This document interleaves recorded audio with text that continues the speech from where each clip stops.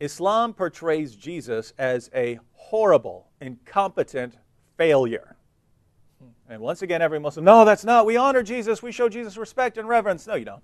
No, you don't. And I'm not just talking about you denying his deity. That's not even what I'm referring to now. Of course, you deny his deity. So regardless of how you portray him, if you portray him as a mere human being, you are massively insulting him. You are blaspheming him. And you ultimately have to stand before him, according to his words, not according to ours. Jesus said he is the final judge. Amen. So I'm not even talking about that. I'm talking about your real picture of Jesus. You claim to have this respect for Jesus. You claim to have this special reverence for Jesus as one of God's greatest prophets. And yet, when you dig a little deeper, you find that Islam massively insults him, not just by denying his deity, but by portraying him as a miserable failure. So let me ask you, Muslims, since you believe that Jesus is this highly exalted figure in Islam, what did Jesus ultimately accomplish according to Islam?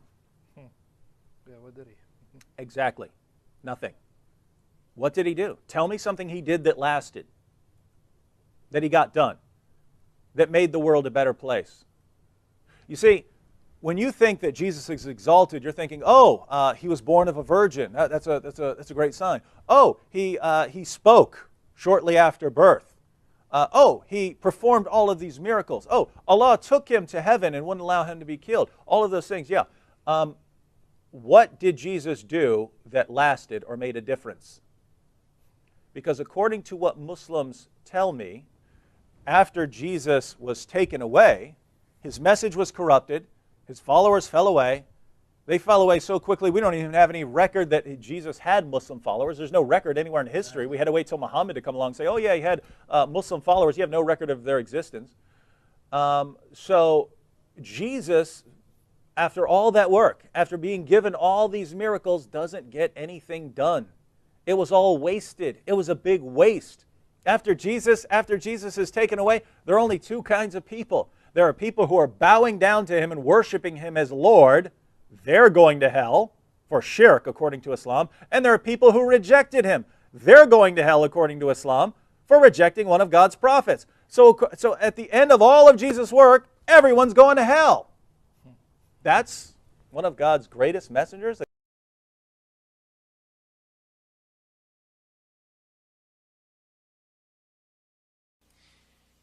Is Jesus properly represented in the Qur'an, or is he properly represented in the Bible?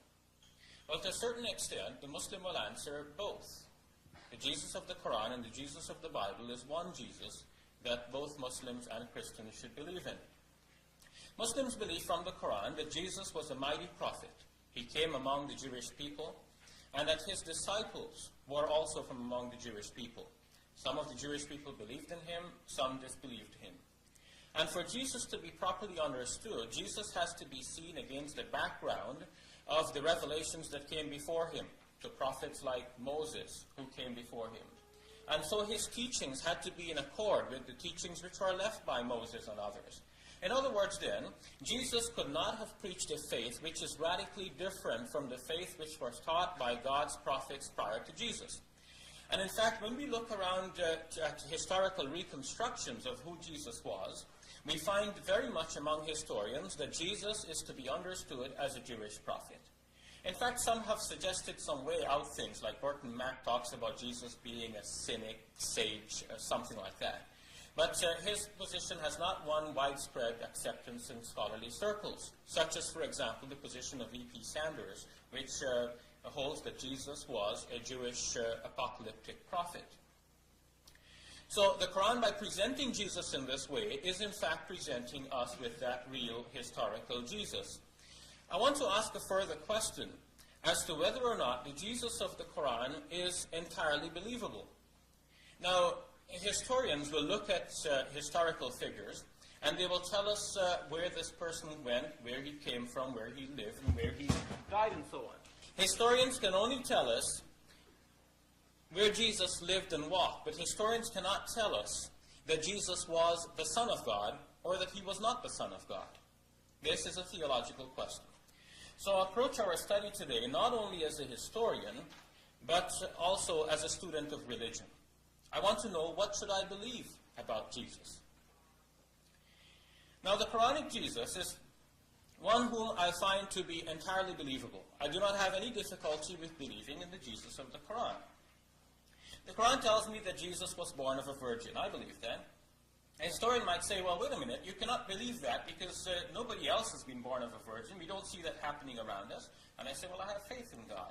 I believe that with God, anything is possible. God could cause Jesus to be born of a virgin. The Quran also affirms many miraculous deeds of Jesus, that he would raise the dead, that he cured the leper, that he healed the blind. The Quran tells us something interesting regarding the end of Jesus. Without going into details, the Quran tells us that God rescued Jesus from the plot of his enemies and raised him to himself.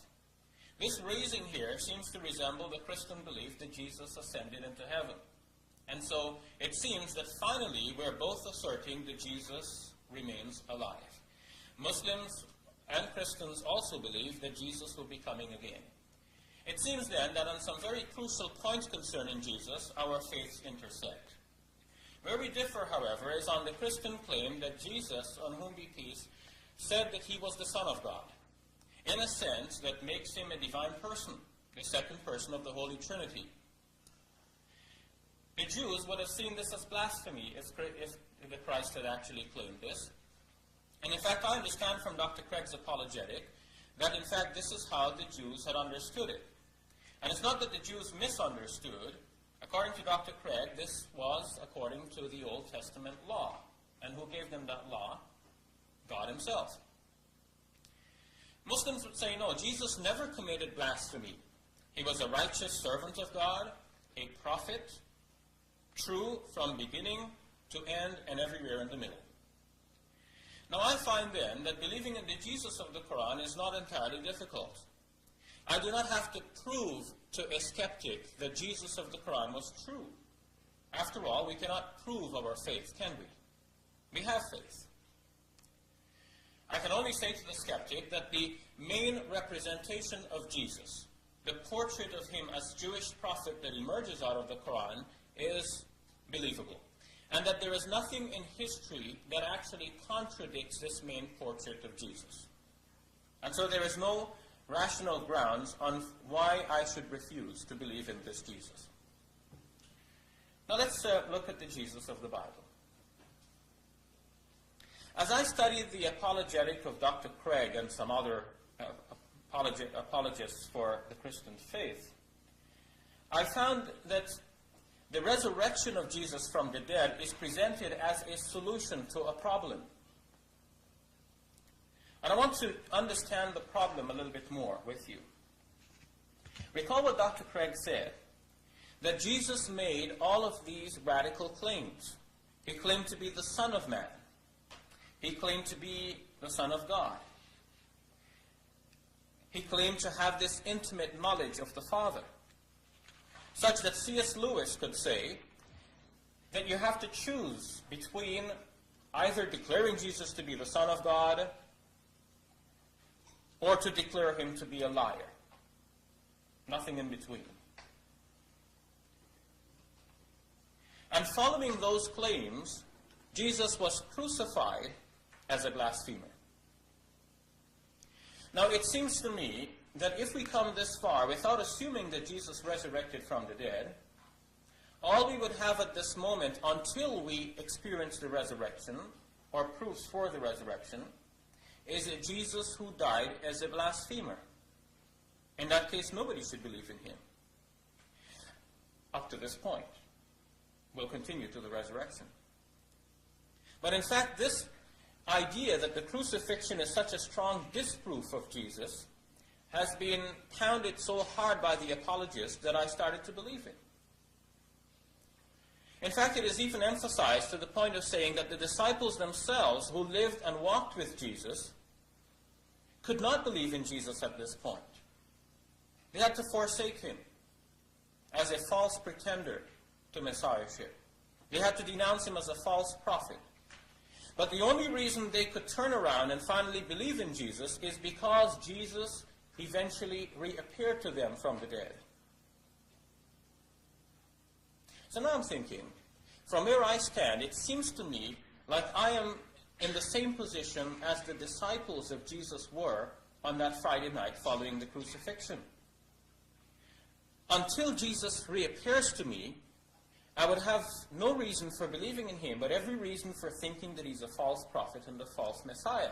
Mind you, I don't think so, because remember, I'm a Muslim, and I've just explained that I believe in Jesus. But if you trace my line of argument so far, it looks like what I'm saying is this. If I believe in the Qur'an, then I believe in Jesus as a mighty prophet, a messenger of God, the Messiah, who was born of a virgin, who performed many miraculous deeds. But if I put away the Qur'an, and if I turn to the Bible for that information about Jesus, then I will come to his crucifixion, which would prove to me, and should prove to me, that Jesus was a false pretender, in whom nobody should believe, until we see some good reasons for believing that Jesus actually resurrected from the dead. Do we have good reasons for thinking that Jesus resurrected from the dead? One of the chief reasons for believing this is the multiple reports of appearances of Jesus to his disciples and friends. But as I've pointed out previously, according to Dr. Raymond Brown, the reports of Jesus appearing on multiple occasions to his disciples are actually reports that evolved from a single report. In other words, there was a single report about a single incident of Jesus appearing to his 12 disciples, rather 11, and then that one report emerged into a variety of reports. Dr. Craig issues a corrective, and I'd like to look at that because I did a little bit of homework too after Dr. Craig and I talked about this. Dr. Raymond Brown, in his book, The Virginal Conception and Bodily Resurrection of Jesus, on page 101, I'm sorry, Dr. Craig, I would have shared this before, but I didn't realize it was going to come up. He says, and I quote him in his note 170, "I do not intend to discuss at any length the problem of the minor appearances of Jesus to Mary Magdalene and other women and to the disciples on the road to Emmaus, for the recipients of these appearances were not official witnesses, and so apparently did not shape the resurrection faith of the early community. For instance, the Markan Appendix in 1611 reports that no credence was given to Mary Magdalene. The omission of these minor appearances in Paul's Corinthian list does not necessarily imply that the tradition of such appearances was not historical, or was a late development, as some scholars would argue. The claim that the risen Jesus appeared first to Cephas means that among those who would testify publicly, Peter was the first to see Jesus. It would not exclude an earlier appearance to the Magdalene." So Raymond Brown, in that discussion, was not concerned with the minor appearances that were not formative in the development or the origin of that idea that Jesus had resurrected. Recall that our discussion, for those of you who were there on Monday night, was on the question of what formed or caused the development and origin of this belief among the disciples. And it was not the resurrection appearance to Mary Magdalene or to anyone else. It was the appearance to the disciples themselves. And how many appearances were they? Dr. Craig would want to argue that there were multiple appearances, and I find support from Raymond Brown that, in fact, there was only one appearance. And there is a crucial problem regarding this appearance report. Where exactly did Jesus appear to his disciples? Was it in Galilee or was it in Jerusalem? If it were in Jerusalem, then Jesus, when he appeared to his disciples, specifically said, "Do not leave the city until the power comes to you from on high," which we know came at Pentecost, 50 days later. So there was no chance for the disciples to have gone to Galilee unless they disobeyed Jesus' instruction. And if Jesus had first appeared to them in Galilee, as would be reported in Matthew chapter 28, then in that appearance we see the disciples doubting that this was actually Jesus that appeared to them. But nevertheless, Jesus gives them the Great Commission. And it would seem then that this is the end of the appearances and there would be no room for a Jerusalem appearance. In fact, this is the interpretation and commentary that has been given by Raymond Brown. Now, Dr. Craig and others tried to give a sequence of these narratives to try and bind them all together in a coherent sequence. But Dr. Craig says that such a sequence, Dr. Brown says that such a sequence does too much violence to the gospel narratives, in the same reference that Dr. Craig gave earlier on the Anchor Bible commentary on the Gospel of John. So then, where we are is here. The Quran does not deny that Jesus appeared to be crucified. In fact, this is what the Quran says. مَا قَتَلُوهُ وَمَا صَلَبُوهُ وَلَكِنْ شُبِّهَ لَهُمْ. They killed him not, nor did they crucify him, but it was made so to appear to them. وَإِنَّ الَّذِينَ اخْتَلَفُوا فِيهِ لَفِي شَكٍّ مِّنْهُ. As for those who differ concerning him, they are in doubt concerning him, or concerning it, concerning the matter of the crucifixion. مَا لَهُمْ بِهِ مِنْ عِلْمٍ إِلَّا اتِّبَاعَ الظَّنِّ.